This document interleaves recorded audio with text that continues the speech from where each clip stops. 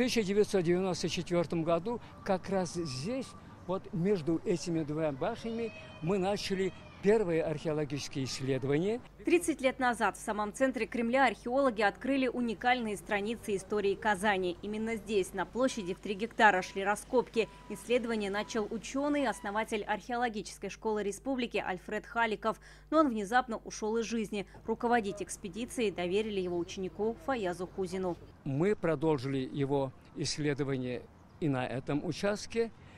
Первые находки, конечно, это лепная керамика, массовая керамика, так сказать. Употреблялись они в X веке, в IX веке, в начале XI века. Их нет. Ремесленная деятельность в X веке – одно из доказательств многовековой истории Казани. Вот эта чешская монета, установлена уже дата чеканки 929-930 годов. Очень интересная монета, вообще уникальная. Ее нашли в 1997 году. Эта монета стала еще одним подтверждением тысячелетия Казани. Требовалась очистка монеты. Шла работа по ее изучению. Сначала показали немецким специалистам. Через 2 года на симпозиуме в Чехии все подтвердилось. Прага, то есть город Прага, место чеканки. И при каком короле была чеканена монета? Написано: князь Вацлав. Доказывает верность наших заключений о древней истории Казанского Кремля. Кремль возникает примерно в это время, X век.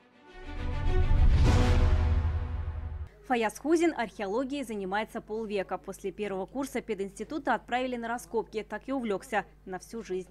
Казанский Кремль мне очень дорог, потому что 11 лет я здесь копал, а раньше мы с Альфредом Хасановичем Халиковым работали 20 лет в Беляре, начиная с конца 60-х годов, с начала студентов, а уже с 1974 года как профессиональный археолог. В Татарстане работают порядка 100 археологов. Благодаря их труду в фонде сегодня 500 000 находок. Ежегодно пополняют на 30 000 артефактов. Определению возраста города Казани, определению возраста города Елабуги. Безусловно, все эти результаты опираются именно на результаты археологических исследований, так как этот период, связанный с этими поселениями, в письменных источниках практически не отражены, или они отсутствуют, их ранний период становления полностью. И, соответственно, только благодаря археологическим исследованиям удалось выйти к пониманию этого процесса и выйти к пониманию времени возникновения этих городов. Татарстан сегодня лидер среди регионов России по количеству объектов, включенных в список всемирного наследия ЮНЕСКО. Их 4 – Казанский Кремль, Болгар, памятники острова Града-Свияжск, обсерватории КФУ. Большую работу провели археологи.